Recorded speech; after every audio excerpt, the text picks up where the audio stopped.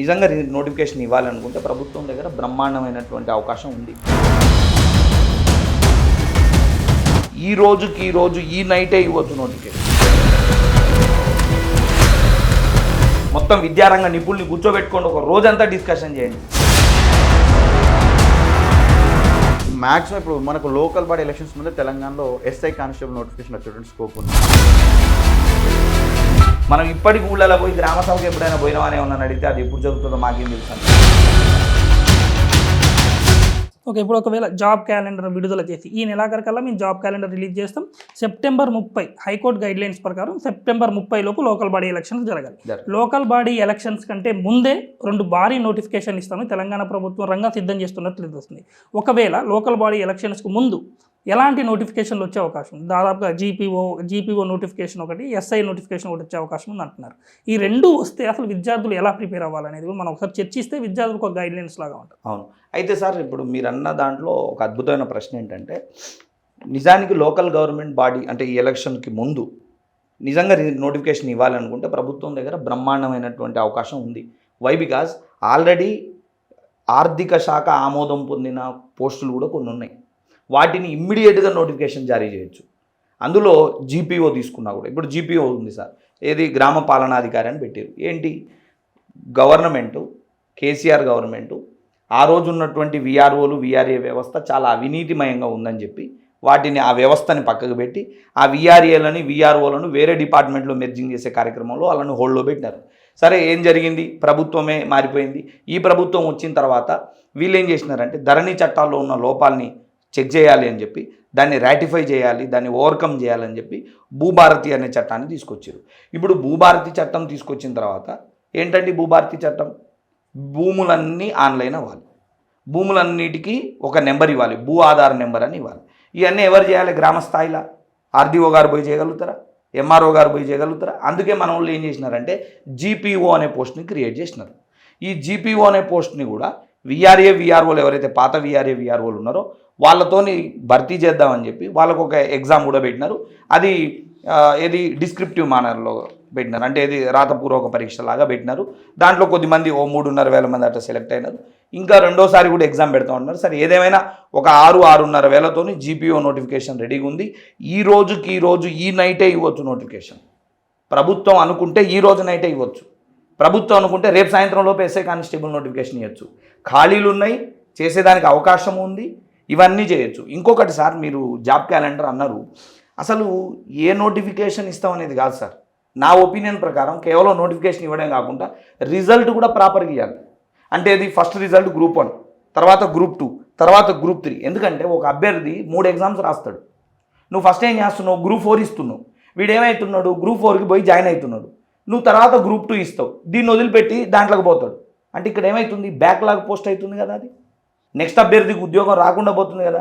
అదే నువ్వు గ్రాడ్యువల్గా పై స్థాయి నుంచి కింది స్థాయి వరకు నువ్వు రిజల్ట్ ఇస్తే, నేనున్నా సార్, గ్రూప్ 1 గ్రూప్ 2 గ్రూప్ 3 రాశా, నా గ్రూప్ 1 వచ్చింది, నేను గ్రూప్ 1 వెళ్ళిపోతా, నా వెనకున్న అభ్యర్థికి గ్రూప్ 2 వస్తుంది. అదే నువ్వు ఇవ్వడమే గ్రూప్ 3 రిజల్ట్ ఇస్తే, నేను గ్రూప్ 3కి పోయిన తర్వాత మళ్ళీ ఉద్యోగాన్ని వదిలిపెడితే ఇది బ్యాక్లాగేగా.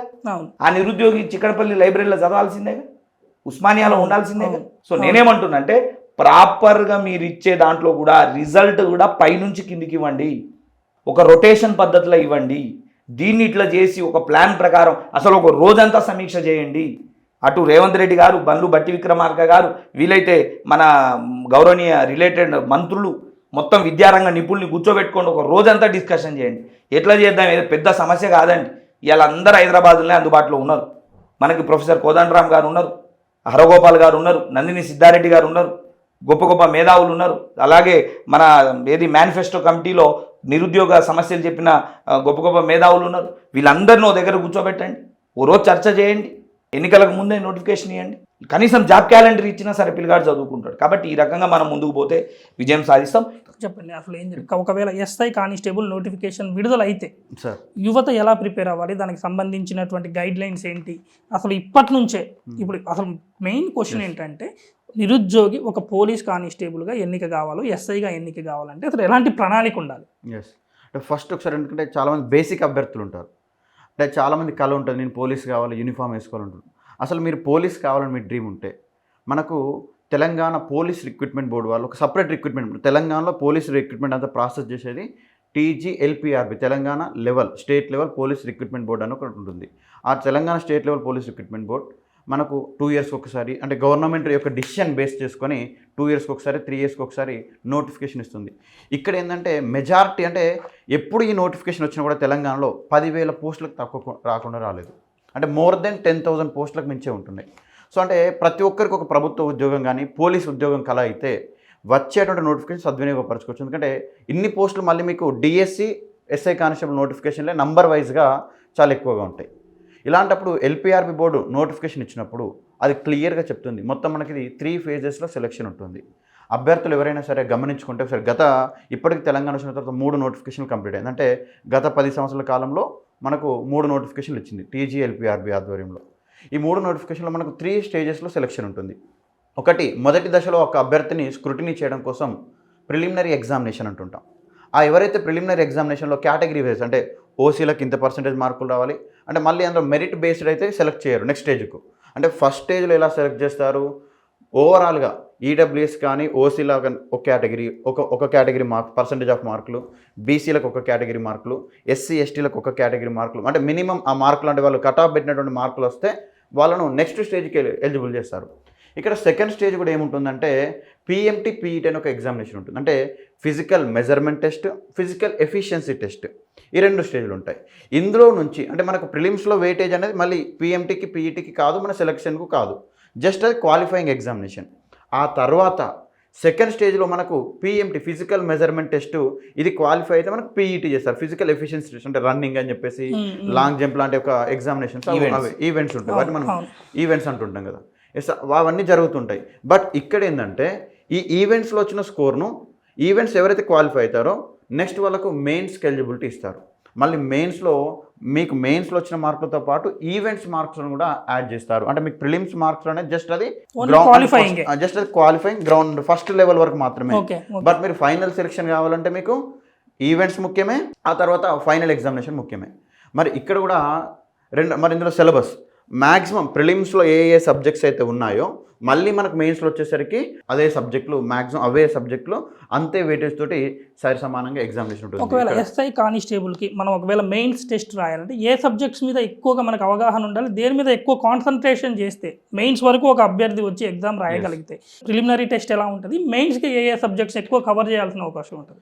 ప్రిలిమ్స్లో మనకి ఇక్కడ 2 కాంపోనెంట్స్ అండి. కానిస్టేబుల్ ఎగ్జామినేషన్కి అయితే ఖచ్చితంగా అభ్యర్థి మ్యాథ్స్, అంటే ప్రధానంగా డైరెక్ట్ మ్యాథ్స్, అంటే మనకు ప్యూర్ మ్యాథ్స్ అనేది పెద్ద క్వశ్చన్స్ ఏం రావు ఇక్కడ. యాప్ట్యూడ్, రీజనింగ్, అంటే మనకు మెంటల్ ఎబిలిటీకి సంబంధించిన క్వశ్చన్స్ మాత్రం ఇక్కడ వస్తుంటాయి. దాంతోపాటు అభ్యర్థికి జనరల్ స్టడీస్ పైన ఎక్కువ నాలెడ్జ్ ఉండాల్సి ఉంటుంది. జనరల్ స్టడీస్లో అంటే ఇక్కడ మనకు సైన్స్, లైక్ అంటే physics, chemistry, biology, science and technology లాంటి వాటి నుంచి క్వశ్చన్స్ వస్తుంటాయి. కరెంట్ అఫైర్స్ సబ్జెక్ట్స్ నుంచి వస్తుంటుంది. ఇందులో మళ్ళీ ఎకానమిక్స్ సంబంధించిన క్వశ్చన్స్ వస్తుంటాయి, పాలిటిక్స్ సంబంధించిన క్వశ్చన్స్ వస్తుంటాయి, హిస్టరీకి సంబంధించిన క్వశ్చన్స్ వస్తుంటాయి. మళ్ళీ హిస్టరీ వచ్చేసరికి ఇండియన్ హిస్టరీ ఏ విధంగా చదువుతామో మళ్ళీ ఇక్కడ Telangana history, Telangana culture, Telangana movement అలా చదవాలి.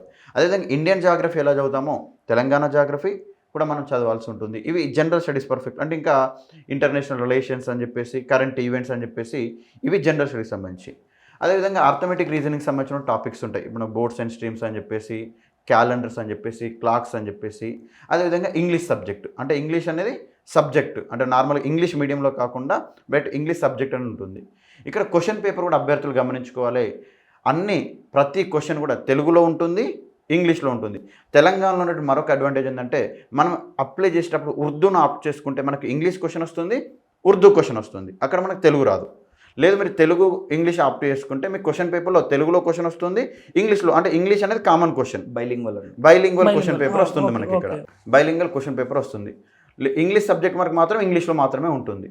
సో ఇక్కడ క్యాండిడేట్స్, అంటే ఆస్పిరెంట్స్ ఎవరైతే ఇంట్రెస్ట్ ఉన్న వాళ్ళు మ్యాక్సిమం ఇప్పుడు మనకు లోకల్ బాడీ ఎలక్షన్స్ ముందే తెలంగాణలో SI కానిస్టేబుల్ నోటిఫికేషన్ వచ్చేటువంటి స్కోప్ ఉంది. అంటే అంటున్నారు మ్యాక్సిమం క్యాలెండర్ రివైజ్ చేస్తా అంటున్నారు, లేదు నోటిఫికేషన్ ఇచ్చినాక రివైజ్డ్ క్యాలెండర్ అంటున్నారు. సరే ఏది ఏమైనప్పటికీ కూడా నెక్స్ట్ మనకు 2027 ఇంకెంతో లేదు, 2025కి వచ్చిన ఆల్మోస్ట్ 2025 కూడా ఎండ్ అవుతుంది.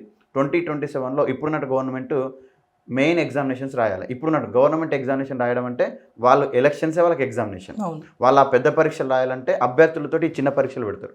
ఎందుకంటే నిరుద్యోగం ఎక్కువగా ఉంది కాబట్టి ఇది ఎలక్షన్లో కీ రోల్ ప్లే చేస్తుంది కాబట్టి ఖచ్చితంగా ఈ నెల కాకపోయినా వచ్చే నెల కాకపోయినా అట్లీస్ట్ 2025 ఎండింగ్ లోపల ఎస్ఐ కానిస్టేబుల్ నోటిఫికేషన్ కానీ డిఎస్సి నోటిఫికేషన్ ఇవన్నీ ఇవ్వాల్సి ఉంటుంది కాబట్టి అభ్యర్థులు మరి నోటిఫికేషన్ వచ్చినాకనే చదువుతాం అనుకోకుండా ఎవరైతే మన కబీర్ ఒకటి చెప్తుంటారు కల్ కరేసో ఆజ్ కరేసో అభీ కరో అని చెప్తున్నట్టే ఇక్కడ కూడా అభ్యర్థులు నోటిఫికేషన్ వచ్చినాక చదవడం కన్నా ఈ రోజు నుంచే ఒక సిలబస్ షీట్ని తీసుకొని ఆ సిలబస్ షీట్ను బేస్ చేసుకొని ఇక్కడ ఇంకొకటి అభ్యర్థులు చేసిన మిస్టేక్ ఏంటంటే నేను ఇక్కడ సందర్భంలో వచ్చింది ఇక్కడ చెప్తున్నాను. చాలామంది అభ్యర్థులు ఎస్ఐ కానిస్టేబుల్ ప్రిపేర్ అవుతున్నా అని చెప్తున్నారు. వాళ్ళు వెళ్తున్నారు మార్కెట్లో ఎస్ఐ కానిస్టేబుల్ బుక్స్ ఏవి ది బెస్ట్ బుక్స్ ఏమున్నాయని అడుగుతున్నారు. ఆ బుక్ స్టాల్ అతను ఏం చేస్తాడు, అతనికి ఎక్కువ ఏ మార్జిన్ ఉంటే ఆ పుస్తకం తీసి చిన్న చేతులు పెడుతుంటారు. ఒక అభ్యర్థి జాగ్రత్తగా అంటే ఫస్ట్ ప్రిపరేషన్ స్టార్ట్ చేయాలనేటువంటి అభ్యర్థి తను ఫస్ట్ ఏ ఎగ్జామ్ ప్రిపేర్ అవుతున్నాడో దృష్టిలో ఉంచుకొని తను ఆ యొక్క సిలబస్ షీట్ తీసుకోవాలి. అభ్యర్థులు రకరకాలు ఇప్పుడు మనకు చాలామంది ఖురాన్ బైబిల్ అంటాం. ఖురాన్ బైబిల్ భగవద్గీత అంటే ఒక్కొక్క మతానికి సంబంధించి ఒకటి ఉంటుంది. కాంపిటేటివ్ ఎగ్జామినేషన్ ప్రిపేర్ అయిన ప్రతి అభ్యర్థికి తన ఖురాన్ అయినా తన బైబిల్ అయినా తన భగవద్గీత అయినా సిలబస్ షీటే. ఆ సిలబస్ షీట్ చదవకుండా ప్రిపరేషన్ కొనసాగిస్తే మాత్రం వాళ్ళకు యూజ్ ఉండదు. ఎందుకంటే కొన్ని ఎగ్జామినేషన్స్ ఇప్పుడు ఎస్ఐ కానిస్టేబుల్ కాకుండా ఇప్పుడు గ్రూప్ 4 అంటే ఎగ్జామినేషన్ ఉంది. అందులో చాలామంది మార్కెట్లోకి వెళ్తే నువ్వు హిస్టరీ బుక్ కొనుకొచ్చుకుంటావు. హిస్టరీ బుక్ కొనుకొచ్చుకుంటే వాళ్ళు ఇప్పుడు తెలుగులో మన తెలంగాణలో ఆంధ్రప్రదేశ్లో ఉన్నటువంటి అంశం ఏంటంటే హిస్టరీ పాయింట్ ఆఫ్ వ్యూలో వాళ్ళు తెలుగు స్టేట్స్ను అంటే ఏపీని తెలంగాణ దృష్టిలో పెట్టుకొని బుక్ను ఫ్రేమ్ చేస్తాడు. ఇప్పుడు గ్రూప్ 4 లాంటి ఎగ్జామినేషన్లో మోడర్న్ ఇండియన్ హిస్టరీ మాత్రమే ఇస్తాడు క్వశ్చన్స్. ఏన్షియంట్ మిడివల్ నుంచి క్వశ్చన్స్ రావు. బట్ నువ్వు తెచ్చుకున్న బుక్లో ఏముంటుంది, ఏన్షియంట్ ఇండియన్ హిస్టరీ ఉంటుంది, మిడివల్ ఇండియన్ హిస్టరీ ఉంటుంది, మోడర్న్ ఇండియన్ హిస్టరీ ఉంటుంది. అంటే నీకు సిలబస్లో లేని అంటే నీకు సిలబస్ పైన అవగాహన లేకపోవడం ద్వారా నువ్వేం చదువుతున్నావు, ఏన్షియంట్ నీకు సిలబస్లో లేనటువంటి అంటే చరిత్ర ఉన్నది కదా అని చెప్పేసి ఏంటి ప్రాచీన భారతదేశ చరిత్ర సబ్జెక్ట్ చదువుతున్నావు, మధ్యయుగ భారతదేశ చరిత్ర సబ్జెక్ట్ చదువుతున్నావు, మళ్ళీ ఆధునిక భారతదేశ చరిత్ర చదువుతున్నావు. అంటే నువ్వు ఏది చదవాలో నీకు తెలియాలి, అంటే ఏది చదవద్దో తెలియాలంటే నీకు ఏది చదవాలో తెలియాలి. అందుకోసమే సిలబస్ షీట్ అనేది ప్రామాణికంగా సిలబస్ షీట్ను బేస్ చేసుకొని ఈ రోజు నుంచి ప్రిపరేషన్ కొనసాగిస్తే నోటిఫికేషన్ వచ్చినాక చదువుతాం అనుకుంటే మళ్ళీ మనం నెక్స్ట్ నోటిఫికేషన్ కోసం వెయిట్ చేయాల్సి ఉంటుంది.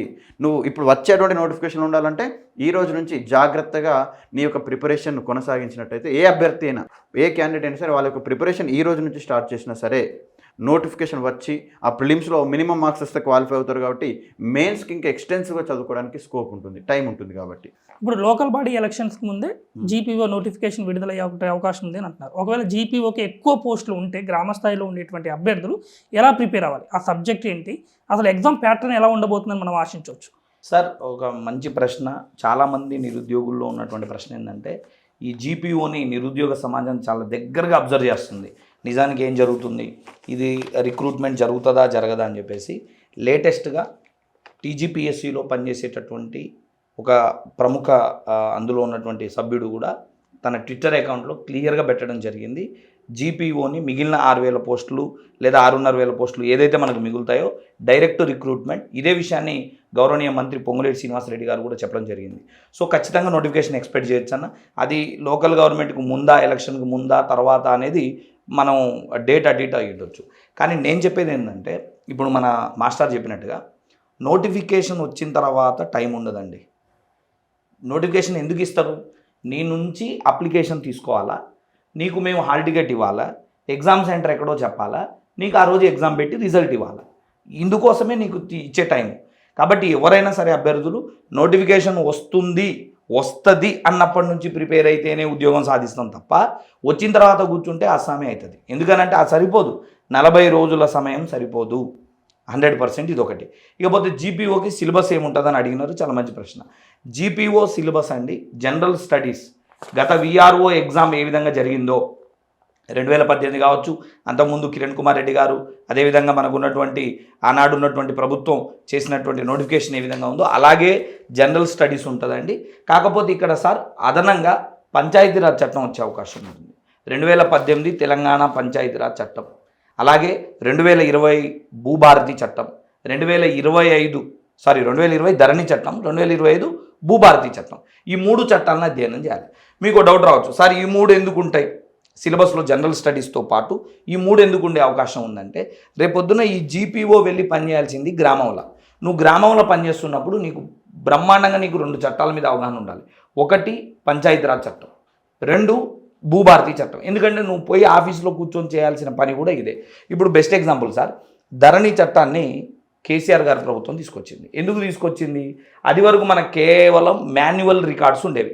అడంగల్ పుస్తకం అని, ఫహానీ పుస్తకం అని ఒక మాన్యువల్ రిజిస్ట్రేషన్ ఉండేది. దాన్ని కేసీఆర్ ప్రభుత్వం ఏం చేసిందంటే మొత్తం డిజిటలైజేషన్ అయిపోయింది. ఈరోజు సమాజం అంతా ఐటీ అయిపోయిందని చెప్పి డిజిటలైజేషన్ కోసం 2020లో మన ధరణి చట్టాన్ని తీసుకొచ్చినారు. కానీ ధరణి చట్టంలో కూడా విపరీతమైనటువంటి లోపాలు ఉన్నాయని రేవంత్ రెడ్డి గారి ప్రభుత్వం ఎన్నికలకు ముందు ధరణిని మేము గెలిస్తే ఎన్నికల్లో బంగాళాఖాతంలో పడేస్తాం, మీకు ఐడియానే ఉంటుంది, బంగాళాఖాతంలో పడేస్తాం అని చెప్పి కూడా వారు మేనిఫెస్టోలో చెప్పినారు.